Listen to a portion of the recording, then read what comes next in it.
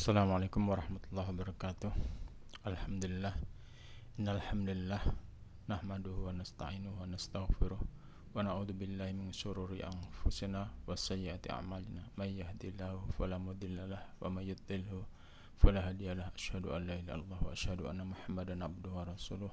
Allahumma shalli ala sayyidina Muhammad wa ala alihi washabbihi wa man tabi'ahum bi ihsan ila yaumiddin. Rabbi shrah li sadri wa yassir li amri wahlul 'uqdatam min lisani yafqahu qawli. Rabbi zidni ilma warzuqni fahma. Amin. Rekan-rekan yang dirahmati Allah, pertemuan ke-6 ini saya akan isi tentang masih kebijakan moneter ya, tentang mekanisme kebijakan moneter. Ini materi saya ambil dari di luar buku yang kita berikan. Jadi nanti kuisnya juga dari materi ini. Oke, kita mulai tentang mekanisme kebijakan moneter. Yang pertama, mekanisme transmisi kebijakan moneter itu ada jalur ini ya, beberapa jalur suku bunga, nilai tukar, harga aset, jalur kredit, jalur ekspektasi. Minggu-minggu kemarin kita udah banyak menyinggung masalah ini ya, suku bunga sama nilai tukar.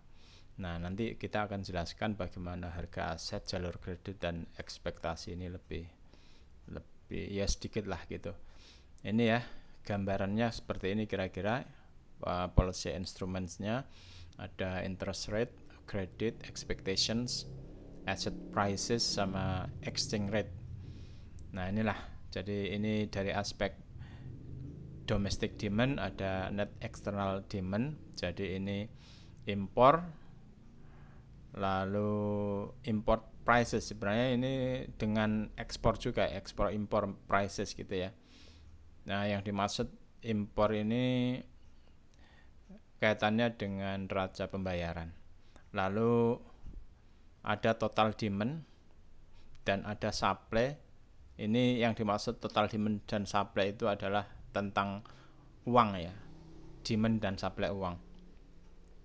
Nah, yang dikendalikan oleh kebijakan moneter itu sebenarnya intinya itu sebenarnya inflasi.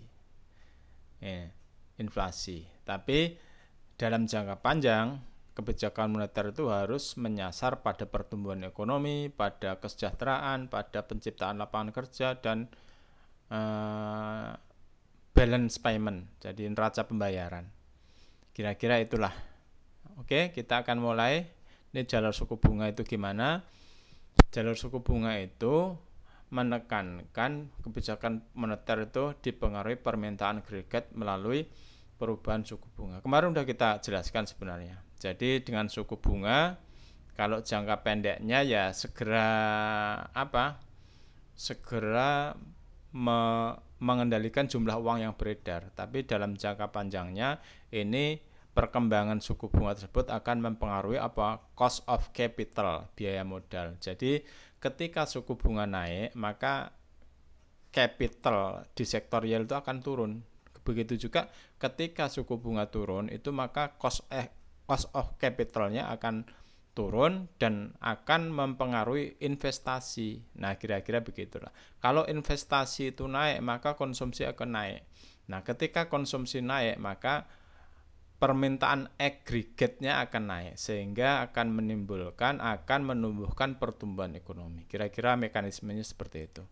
Lalu ini kira-kira seperti ini ya, kebijakan moneter dari suku bunga, dari apa yang dikendalikan jumlah uang yang beredar melalui suku bunga. Kemudian biaya modalnya naik atau turun, jadi akan mendorong investasi atau konsumsi. Nah, kira-kira begitu. Lalu ini nilai tukar. Nilai tukar yang dikendalikan adalah nilai mata uang. Gimana caranya? Jadi pergerakan nilai tukar itu bisa mempengaruhi penawaran dan permintaan agregat. Maka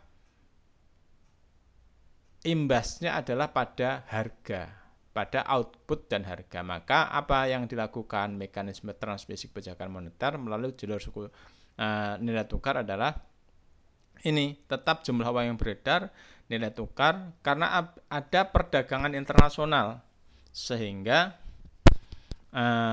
permintaan agregat itu karena adanya impor itu akan positif atau negatif, sehingga akan menyebabkan harga ini naik atau turun. Kalau kita perdagangan neraca pembayaran kita defisit terus, maka ini akan berpengaruh pada nilai tukar kita. Tapi kalau kita surplus terus, insya Allah nanti nilai tukar kita akan membaik. Kira-kira begitulah. Nah, ini harga aset. Kalau harga aset itu begini. Jadi ilustrasinya, kebijakan moneter itu mempengaruhi perubahan harga aset. Kenapa begitu? Karena gini, ilustrasinya beginilah. Kira-kira kalau misalnya BI itu menerapkan kebijakan kontraktif misalnya, seperti ini misalnya Thai money policy itu, maka kalau kontraktif seperti ini suku bunga itu akan naik. Kalau suku bunga naik, maka investasi itu akan turun. Sehingga apa efeknya apa? Kekayaan itu atau aset itu akan mengalami penurunan secara secara real. Jadi misalnya gini, kalau kebijakan itu kontraktif, maka orang itu akan menahan membeli aset itu.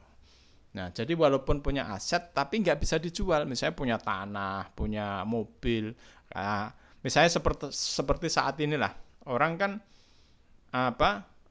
mikirnya kan tidak beli aset gitu, karena kondisi seperti ini sekarang ini orang akan mikir kepada kebutuhan pokok gitu. Sama dengan ini.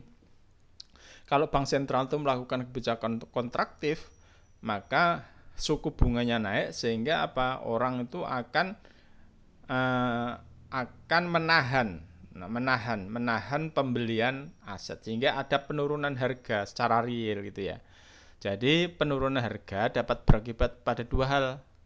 Pertama, mengurangi kemampuan perusahaan untuk melakukan ekspansi. Jadi perusahaan itu tidak bisa investasi lagi. Yang kedua, menurunkan nilai kekayaan dan pendapatan. Nah, gitu kira-kira begitulah. Sehingga mengurangi konsumsi sehingga pertumbuhan akan tertekan. Nah, kira-kira seperti itu ya ilustrasinya. Ini kalau kredit jadi sama seperti harga aset, tapi kredit itu nanti yang dituju oleh Bank Indonesia itu adalah perbankan. Sehingga kebijakannya itu melalui perbankan, maka perbankan itu bisa ekspansi kredit, bisa menahan gitu.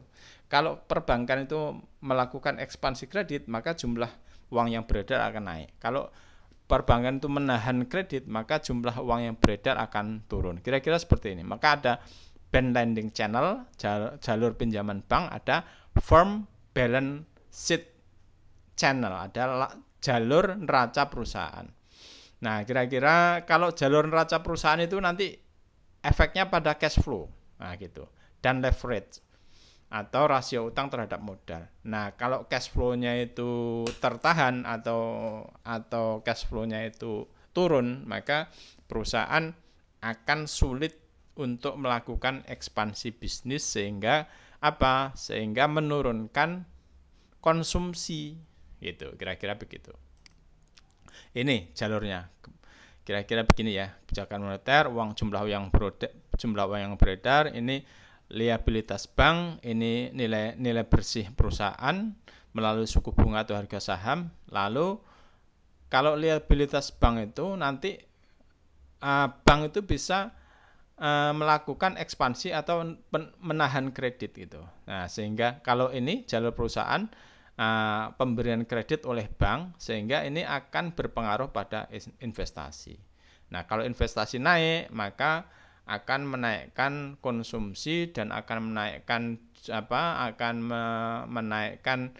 mengurangi pengangguran dan akan menumbuhkan pertumbuhan ekonomi. Kira-kira begitu. Kalau jalur ekspektasi itu, kalau jalur ekspektasi itu biasanya prediksi atas pertumbuhan ekonomi, misalnya prediksi atas konsumsi, prediksi atas suku bunga, prediksi atas inflasi. Misalnya begini, Nah, keadaan pandemi ini tahun depan itu BI Bank Indonesia itu sudah melakukan ekspektasi bisnis di Indonesia, sudah melakukan ekspektasi berapa inflasi kita tahun depan, berapa pertumbuhan ekonomi tahun depan, berapa kira-kira investasi yang akan masuk tahun depan, itu sudah diprediksi. Inilah namanya jalur ekspektasi. Kerangka operasionalnya kira-kira beginilah, pendekatan harga, pendekatan kuantitas. Instrumennya apa? Langsung tidak langsung. Dengan cara apa? Ini pasar uang antar bank.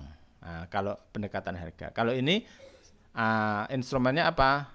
Dengan sasaran operasional monetary base seperti apa? Jumlah uang yang beredar, reserve bank. Jadi apa? Reserve RR ya. Ini RR itu apa? Jumlah deposit yang harus ditahan oleh bank, yang harus ditahan ke BI. Itu biasanya kebijakan oleh Bank Indonesia. Nah, sehingga bank bisa BI bisa menaikkan dan menurunkan jumlah uang yang beredar melalui ini. Sasarannya apa? Kalau ini sasaran akhirnya adalah stabilitas harga. Ini biasanya jangka pendek ya, stabilitas harga, ini inflasi. Tapi kalau ini sasarannya lebih ke jangka panjang. Jangka panjang bisa stabilitas harga, pertumbuhan ekonomi, kesempatan kerja, keseimbangan neraca pembayaran. Kira-kira ini ya yang bisa saya sampaikan. Jadi yang materi selanjutnya kita akan bahas minggu ini sedikit ya. Ini ada kerangka kerja price targeting. Kalau jalur harga itu target apa? Inflasi, targetnya inflasi, sehingga ini YS ini maksudnya supply, ini money, ini GDP ya, GDP jumlah barang dan jasa, ini adalah uang gitu. Ini barang dan jasa, ini uang. Sehingga YS sama dengan MS, YD sama dengan MD. Harapannya begini, sehingga dengan manajemen monetary ini, instrumen yang digunakan seperti yang saya jelaskan minggu-minggu kemarin, ini ya, open market, discount facility, RR, reserve requirement, sama foreign exchange intervention. Ya, ini. Lalu ini ya, investment, ini akan sasarannya, tujuannya ini investment, consumption, government expenditure, ekspor, impor. Nah, kira-kira gini lah. Ada dua jalur. Yang kedua adalah ultimate targetnya inflasi, pertumbuhan ekonomi, lapangan kerja. Sama juga gini, kalau ini kan kerangka quantity, kalau tadi kan price, kalau ini quantity. Nah, seperti yang saya jelaskan tadi ya. Mungkin ini ya yang bisa saya sampaikan. Ini kerangka kebijakan moneter tadi, instrumennya operasi pasar terbuka, fasilitas diskonto, giro wajib minimum, dan moral imbuhan moral persuasion gitu. Ini sasaran operasional jangka pendek dan jangka panjang. Kalau jangka pendek itu uang primer, jadi jumlah uang yang beredar, sasarannya itu bagaimana inflasi terkendali. Kalau jangka panjang itu makroekonomi. Nah, ini makroekonomi, sehingga sasaran akhir pertumbuhan ekonomi, kesempatan kerja, inflasi, sama